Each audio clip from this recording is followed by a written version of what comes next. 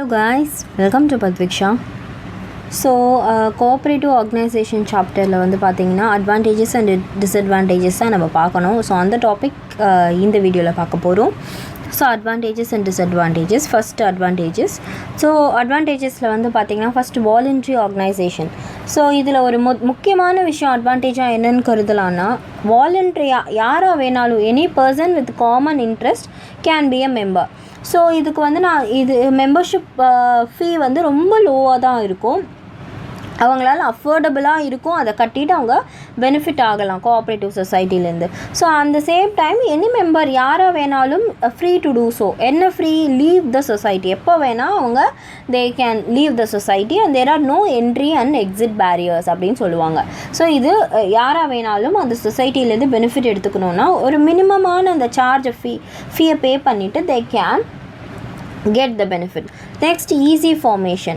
So cooperatives can be formed much easily when compared to a company. ஒரு company நம்ம form பண்ணுறதுக்கு பண்ணுறதுல இருக்கிற கஷ்டங்கள் எதுவுமே கோஆப்ரேட்டிவ் ஆர்கனைசேஷனில் இருக்காது. Any 25 members who have attained majority can join together for a forming of a cooperative society by observing simple legal formalities. So majority people 25 மெம்பர்ஸாக சேர்ந்து cooperative சொசைட்டியை வந்து they can start and form. So next, democracy. A cooperative society is run on the principle of one man, one vote. It implies that all members have the equal rights in managing the affairs of the enterprise. Members with money power cannot dominate the management by buying majority shares. So one man one vote இருக்குல்லையா, அதுதான் வந்து இங்கே வந்து applicable ஆகும். எல்லாருக்குமே வந்து equal rights இருக்கும். இவங்களுக்கு 50 ஓட்டு, இவங்களுக்கு 4 ஓட்டு தான் அப்படிங்கிற எந்த ஒரு விஷயமும் மெஜாரிட்டியாக அங்கே நடக்காது. அண்ட் வந்து பணம் பவர் இருக்கிறவங்க வந்து இங்கே வந்து இன்ஃப்ளூயன்ஸ் பண்ணலாம், டாமினேட் பண்ணலாங்கிற எந்த ஒரு விஷயமே இல்லை இந்த கோஆப்ரேட்டிவ் ஆர்கனைசேஷனில். Next, equal distribution of surplus. The surplus generated by the cooperative societies is distributed in the equitable manner among members. Therefore, all the members of the cooperative society are benefited. Further, the society is also benefited because the sum not exceeding 10% of the surplus can be utilized for promoting the welfare of the locality in which the cooperative is located. So, equal distribution. அந்த company அந்த cooperative ஆர்கனைசேஷனில் வரக்கூடிய அந்த லாபங்கள் அந்த surplus எல்லாமே ஈக்குவலாக distribute பண்ணுவாங்க. So இவங்களுக்கு வந்து நிறைய தொகை கொடுக்கணும், இவங்களுக்கு கம்மியாக கொடுக்கணுங்கிற எந்த ஒரு விஷயமும் இல்லாமல் அந்த சர்ப்ளஸை எந்த விஷயத்துக்கு யூஸ் பண்ணலாம். ஸோ ஒரு 10% அந்த அவங்க எங்கே லொக்கேட் ஆகிருக்காங்களோ அந்த இடத்துல இருக்கிற ஒரு சில ஃபெசிலிட்டிஸை வந்து ப்ரமோட் பண்ணுறதுக்கு, அவங்களோட வெல்ஃபேரை ப்ரமோட் பண்ணுறதுக்காக செலவு பண்ணிவிட்டு மீதி இருக்கிறது தான் அவங்க ஈக்குவலாக பிரிச்சுப்பாங்க. அதுதான். Next, limited liability. The liability of the members in a cooperative society is limited to the extent of their capital contribution. They cannot be personally held liable for the debts of the society.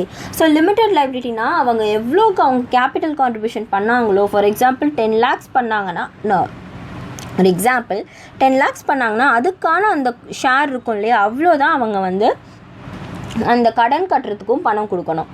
So next, separate legal entity. A cooperative society enjoys separate legal entity in which distinct form its members. Therefore, its continuance is no way affected by the death, insanity or insolvency of its members. It enjoys perpetual existence. So, இது ஒரு separate legal entity. இப்போ வந்து soul ப்ரொப்ரைட்டர்ஷிப்பில் இருந்த ஒரு problem என்னென்னா, soul ப்ரொப்ரைட்டர்ஷிப்பில் ஒரு disadvantage, இங்கே அது ஒரு அட்வான்டேஜ். என்னென்னா அந்த சோல் ப்ரொப்ரைட்டர்ஷிப் நடத்திட்டுருக்கிற அந்த ஓனர் வந்து இன்கேஸ் வர முடியாமல் போயிட்டு, இன்கேஸ் அவங்க டை ஆகிட்டாங்க, டிமைஸ் ஆகிட்டாங்க, ஆர்எல்ஸ் அவங்களுக்கு வந்து இன்சால்வெண்ட் ஆகிட்டாங்க, இந்த மாதிரி எந்த ஒரு சுச்சுவேஷன் இருந்தாலும் அந்த கம்பெனியே மூடணும். ஏன்னா அவர் ஒருத்தர் மட்டும்தான் அந்த கம்பெனிக்கு ரெஸ்பான்சிபிள் ஓனர். பட் இங்கே அப்படி கிடையாது. இது ஒரு ஆர்கனைசேஷன், 25 members இருக்காங்க, மெம்பர்ஸ் வருவாங்க போவாங்க. ஸோ அதில் யாராச்சும் ஒருத்தவங்களுக்கு ஏதாவது பாதிப்புனா அது அந்த கம்பெனியை பாதிக்காது, அந்த பர்சன் மட்டும்தான் பாதிக்கப்படுவாங்க. அதுதான் செப்பரேட் legal entity.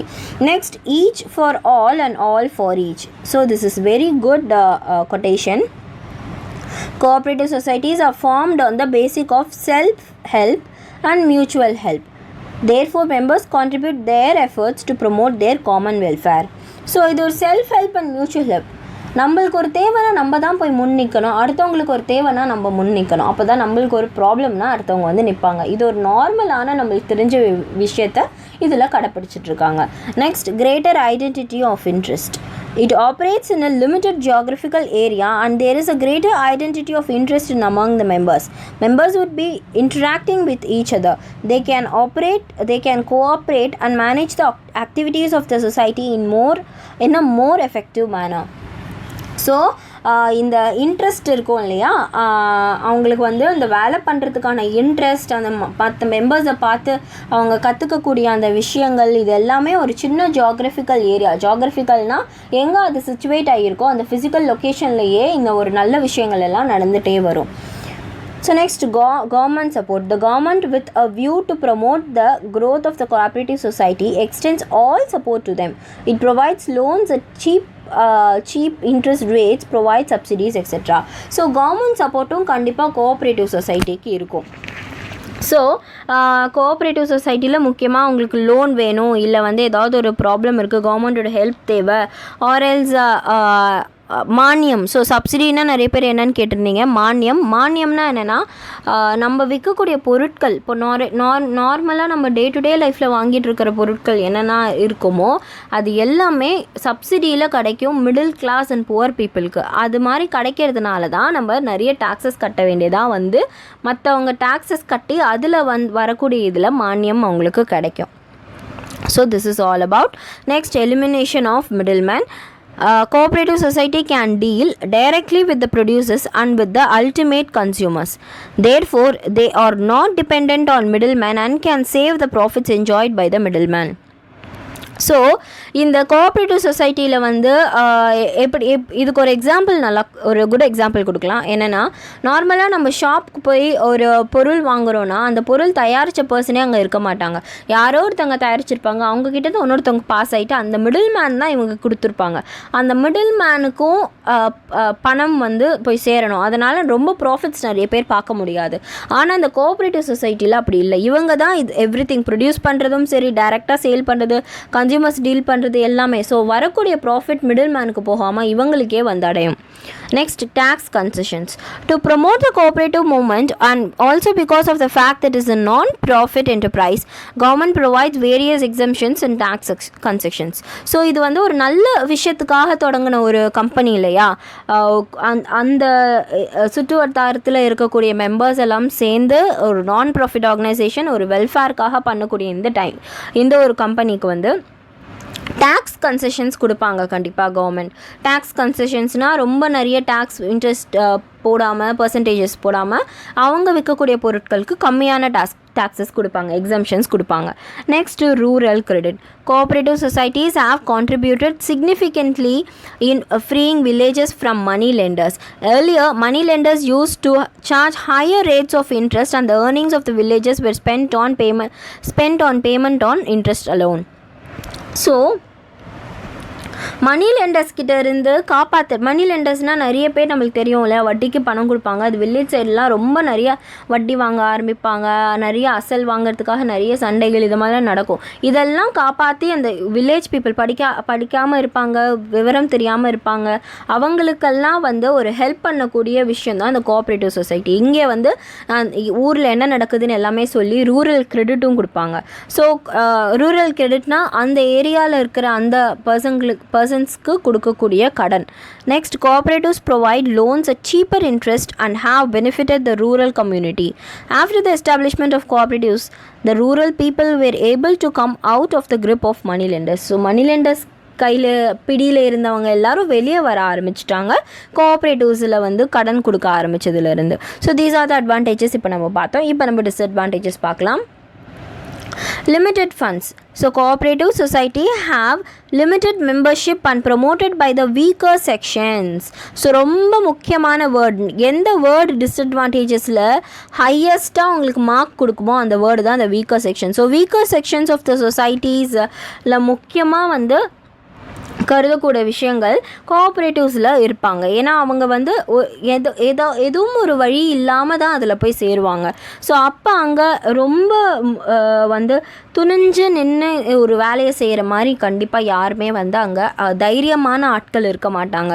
ஏதாவது ஒரு ப்ராப்ளம், சிட்டியிலேருந்து ஒரு ப்ராப்ளம் வருதுன்னா எவ்வளோ தைரியமாக வந்து அவங்க முன் வந்து நிற்பாங்க அப்படிங்கிற ஒரு விஷயம் இல்லை. ஸோ அவங்க தான் வீக்கர் செக்ஷன். அவங்களுக்கு பணமும் இருக்காது, படிச்சிருக்க மாட்டாங்க.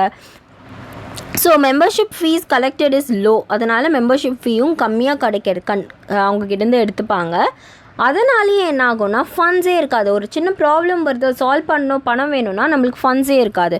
Therefore the funds available with the cooperatives R limited. The principle of one man one vote and limited dividends and also reduce the enthusiasm of the members. ஒரு மேனுக்கு ஒரு ஓட் தான். அண்டு நீங்கள் வந்து இந்த இதில் நீங்கள் இன்வெஸ்ட் பண்ணுறதுல உங்களுக்கு கம்மியாக தான் ரிட்டர்ன்ஸ் கிடைக்கும். அப்படிங்கிறம்போது யாருக்குமே இன்ட்ரெஸ்ட் இருக்காது இதில் வேலை பார்க்கணுன்னு. So they cannot expand their activities beyond a particular level because of the limited financial resources. So கம்மியான ஃபினான்ஷியல் ரிசோர்ஸஸ் இருக்கிற பட்சத்தில் எதுவுமே நம்மளால் பண்ண முடியாது. So next, over Reliance on government funds. Cooperative societies are not able to raise their own resources.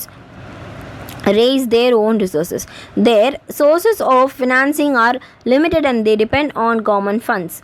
The funding and the amount of funds that would be released by the government are uncertain. So cooperative society-ல வந்து அவங்களால அவங்க own பணத்தை எடுக்க முடியாது. இப்போ நார்மலாக ஒரு கம்பெனியில் இருக்க ஏதாவது ப்ராப்ளம்னா அவங்க ஓன் ஃபிசிக்கல் அசெட், அவங்க வீட்டில் இருக்கிற ஒரு அசெட்டை ஒரு ஓனர் விற்றுட்டு அந்த கம்பெனியை பார்த்துக்கலாம். ஆனால் அந்த மாதிரி கிடையாது இந்த கோஆப்ரேட்டிவ் சொசைட்டி. அவங்களுக்கு பணமோட அந்த சோர்ஸே வந்து கவர்மெண்ட்டை நம்பி தான் இருப்பாங்க. ஸோ அவங்க கவர்மெண்ட்டோட ஃபண்ட்ஸை வந்து நம்பி இருக்கும்போது ஒரு சில டைம் கவர்மெண்ட் பணம் கொடுத்துடலாம், ஒரு சில டைம் அன்சர்டனிட்டி நடக்கலாம். பணம் வரும், பணம் வராமலும் போகும், அந்த மாதிரி இருக்கும்.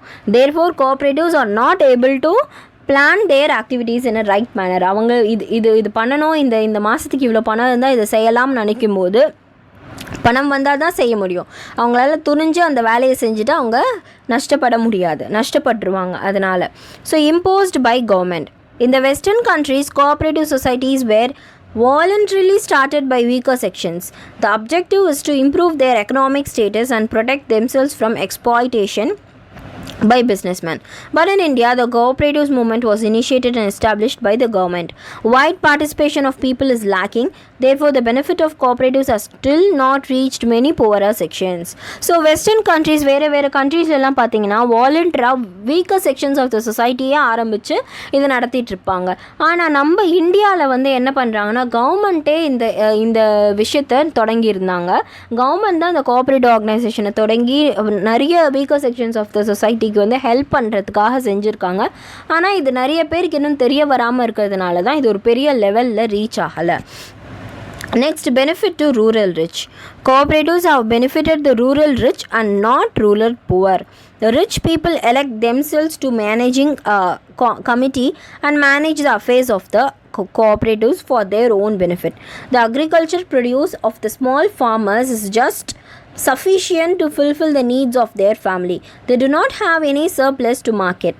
The rich farmers with vast tracts of land produce in surplus quantities, and the services of the cooperatives such as processing, grading, correct weighment and fair prices actually benefit them.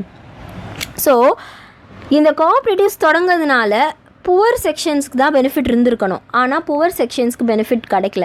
Again நல்லா பணம் சம்பாதிக்கிறவங்க தான் நல்லா இருந்துகிட்டே வராங்க, நல்லா அவங்களுக்கும் பணம் வந்துகிட்டே இருக்குது. புவர் செக்ஷன் புவராக தான் இருந்துட்டு வராங்க. இது நிறைய விஷயத்தில் நம்ம ஒரு நல்ல பொருள் வந்து செஞ்சு விற்கிறோன்னா புவர் வந்து வாங்கிட்டு போக மாட்டாங்க, அதை ரிச்சு வந்து வாங்கிட்டு போயிடுவாங்க. ஸோ இந்த மாதிரி நிறைய விஷயங்கள், நிறைய ஃபார்மர்ஸே ரிச் ஃபார்மர்ஸ் எல்லாம் தான், அவங்களுக்கு பெரிய லேண்ட் இருந்தால் அவங்க கண்டிப்பாக அவங்களால அது எல்லாமே செய்ய முடியும். ஸோ இந்த மாதிரி அவங்க தான் வந்து முன் வந்து ரொம்ப பெனிஃபிட் ஆகிட்டு இருக்காங்க. Next, inadequate rural credit. So cooperatives give loans only for productive purposes and not for personal family expenses. Therefore, the rural poor continue to depend on the money lenders for meeting expenses of marriage, medical care and social commitments, etc. Cooperatives have not been successful in freeing the poor from clutches of the money lenders. So money lenders பிடியிலிருந்து காப்பாற்றப்படுவாங்க through rural credit அப்படிங்கிறத நம்ம அட்வான்டேஜில் பார்த்தோம். ஆனால் எதில் காப்பாற்றப்படுவாங்க? Rural கிரெடிட்னு கொடுக்குறதே agriculture விஷயத்துக்கு மட்டும்தான் கொடுப்பாங்க. Productive பர்பஸஸ்னால் இப்போ நான் இதை விதைக்கணும், இது எனக்கு முக்கியம் அப்படிங்கிறத போய் நான் கேட்கும்போது எனக்கு அந்த லோன் கிடைக்கும். அதுவே இல்லை என்னோடய ஃபேமிலியில் இருக்கவங்களுக்கு நான் கல்யாணம் பண்ணணும் அப்படின்னு போய் கேட்டால் கொடுக்க மாட்டாங்க. அது ஃபேமிலி எக்ஸ்பென்சஸ், சோஷியல் எக்ஸ்பென்சஸ், அந்த மாதிரி விஷயத்துக்கெல்லாம் அகைன் நான் மணி லெண்டர்ஸ் கிட்ட தான் போய் நின்று அந்த தொகையை நான் கேட்கணும். ஸோ அது ரொம்ப பெரிய பிரச்சனை. So next, lack of managerial skills. So cooperative societies are managed by the managing committee elected by its members. The members of the managing committee may not have the required qualification, skill or experience. Since it has limited financial resources, its ability to compensate its employees is also limited. Therefore, it cannot employ the the best talent. Lack of managerial skills results in inefficient management, poor functioning and difficulty in achieving the objectives. So படிச்சிருக்க மாட்டாங்க, படிச்சிருந்தாலும் போதிய அளவுக்கு experience இருந்திருக்காது. இந்த மாதிரி இருக்கிறதுனால அங்கே மேனேஜிங் கமிட்டிங்கிற அந்த பர்சன்னால் ரொம்ப கேர்லெஸ்னஸாகவும் இருப்பாங்க. ஏன்னா படிச்சிருந்தா அவங்களுக்கு அந்த பணத்தோட அந்த நல்ல விஷயங்கள் தெரியும். ஸோ அதனால் இது மாதிரி ஆகிறதுனால ஒரு ஃபினான்ஷியல் ரிசோர்ஸஸ் எங்கேருந்து காம்பன்சேட் பண்ணி எது எஃபிஷியண்ட்டாக இப்படி ஸ்மார்ட் ஒர்க் பண்ணிவிட்டு ஒர்க் பண்ணுறது எதுவுமே தெரியாது. புவர் ஃபங்க்ஷனிங் போகிறதுனால அது ஒரு பெரிய problem. Next, government intervention. Cooperative societies are subject to excessive government regulation which affects their autonomy and flexibility. Adhering to various regulations takes up much of the management time and effort. So government intervention இருந்துகிட்டே இருக்கும். Excessive government regulation நான் சொல்கிறது தான் கேட்கணும். நம்ம ஒரு டெமோக்ரஸின்னு சொல்லுவோம், ஆனால் அது நடக்காது. அட்டானமியாக அவங்க சொன்னதை மட்டும்தான் நம்ம கேட்டுகிட்டே போகணும். அவங்க கொடுக்கக்கூடிய அந்த ரெகுலேஷன்ஸை நம்ம ஃபாலோ பண்ணிட்டு போகிறதுனால நம்மளுக்கு டைம் அண்ட் நம்மளோட எஃபர்ட்டும் கம்மியாயிடும். Next, misuse of funds. If the members of the managing committee are corrupt, they can swindle the funds of the cooperative society. Many cooperatives have faced financial troubles and closed down because of corruption and misuse of funds. So நமக்கு கிடைக்கக்கூடிய அந்த தொகையை பணத்தை misuse பண்ண ஆரம்பிச்சிருவாங்க. So ஸ்பிண்டில்னால் அவங்க வேறு எதுக்கோ எல்லாம் யூஸ் பண்ண ஆரம்பிச்சுட்டு கரப்ட் பண்ண ஆரம்பிச்சிருவாங்க. ஸோ இதனால் many cooperatives are face financial troubles. பணம் தேவைப்படும் போது அந்த பணம் இல்லாமல் போயிருக்கலாம் மிஸ்யூஸ் பண்ணதுனால. Next, inefficiencies leading to losses. Cooperative society operate with limited financial resources. Therefore, they cannot recruit the best talent and acquire latest technology to adopt modern management practices. They operate in traditional mold which may not be suitable in modern business environment and therefore suffer losses. So நிறைய தொகை இருக்காது. நான் ரொம்ப செலவு பண்ணி recruitment ப்ராசஸ்லாம் நடத்துறதுக்கு. எனக்கு தெரிஞ்ச 4 பேரை நான் ரெக்ரூட் பண்ணி கம்பெனியில் வேலை பார்க்க வைப்பேன். அதனால் என்ன ஆகும், புவர் ஃபங்க்ஷனிங் நடக்கும். ஒரு நல்ல விஷயம், புது டெக்னாலஜியை பற்றி தெரிஞ்சிருக்காது, படிச்சிருக்க மாட்டாங்க, சூட்டபிளாக இருக்க மாட்டாங்க மாடர்ன் பிஸ்னஸ் வேர்ல்டில். Next, lack of secrecy. Maintenance of business secrets is a key for the competitiveness of any business organisation. But business secrets cannot be maintained in cooperatives because all members are aware of the activities of the enterprise. Further, reports and accounts have to be submitted to the Register of Cooperative Society. Therefore, the information relating to activities, revenue, members, etc. become public knowledge. So, ஒரு சீக்ரெசியே இருக்காது. இப்போ கம்பெனியில் போனால், நார்மலான கம்பெனியில் புதுசாக சேர்ந்த எம்ப்ளாயீஸ்க்கு company பற்றி, அதுவும் அவங்க எவ்வளோ சேலரி வாங்குறாங்க அதை பற்றி எதுவுமே தெரியாது. ஆனால் இந்த கோஆப்ரேட்டிவ்ஸில் எல்லோரும் முன்னாடி தான் ஒரு இன்ஃபர்மேஷனை மீட்டிங்கில் வைப்பாங்க. அந்த அக்கௌண்ட்ஸ், எவ்வளோ சேலரி எல்லாருக்கும், எவ்வளோ பணம் வந்தது எல்லாமே ஷேர் பண்ணுறதுனால, அந்த எல்லா விஷயம் எல்லாருக்கும் தெரிஞ்சதுனால அந்த சீக்ரெசி மெயின்டைன் ஆகாமல் போகிறதுக்கு சான்சஸ் இருக்குது. Next, conflicts among members. ரொம்ப இம்பார்ட்டண்ட். என்னென்னா பிரச்சனைகள் நிறைய வரும். நீ என்ன சொல்கிற, நான் என்ன கேட்கணும், இந்த மாதிரி பிரச்சனைகள் நம்ம நிறைய பார்க்குறோம். ஸோ இன்டர்னலாக நிறைய பாலிட்டிக்ஸ் நடந்ததுனால யாருமே உண்மையாக இருக்க மாட்டாங்க கம்பெனியில். ஸோ அதனால் பெரிய பிரச்சனைகள் வரலாம். So next, limited scope. Cooperative societies cannot be introduced in all industries. Their scope is limited to only certain areas of enterprise. Since the funds available are limited, they cannot undertake large-scale operations and is not suitable for industries requiring large investments. So, limited scope தான். இது நடத்துறதுனால ரொம்ப பெரிய லாபம்லாம் கிடைக்க போகிறதில்ல. So அதனால் இது ஒரு limited scope. பெரிய இண்டஸ்ட்ரீஸ் எல்லாம் அதெல்லாம் ஸ்டார்ட் பண்ண முடியாது. ஒரு சின்ன இவங்களாம் சேர்ந்து தான் இதை ஸ்டார்ட் பண்ண முடியும். ஸோ இதெல்லாம் தான் டிஸ்அட்வான்டேஜஸ் அண்ட் அட்வான்டேஜஸ் இப்போ நம்ம பார்த்தோம். ஸோ நான் ஏன் ஃபாஸ்ட்டாக ஃபாஸ்ட்டாக படித்தேன்னா இந்த வீடியோ ரொம்ப லாங்காக போச்சுன்னா குவாலிட்டி கம்மியாயிடும். அதனால தான் நான் ஃபாஸ்ட்டாக படித்தேன். So don't worry. நெக்ஸ்ட் பார்த்தீங்கன்னா we have types of cooperatives. So இந்த டைப்ஸ் ஆஃப் கோஆப்ரேட்டிவ்ஸ் அண்ட் அடுத்தடுத்த லெசனில் ஒரு டாப்பிக்காக டிஸ்கஸ் பண்ணலான்னு இருக்கேன். பிகாஸ் எல்லாருமே 11th சாப்டரே கேட்டுட்ருக்கீங்க. சாரி, I'll post ஃபாஸ்ட்டாக போஸ்ட் பண்ண ட்ரை பண்ணுறேன். So we'll meet you all in the next video. Until then, stay tuned. Bye.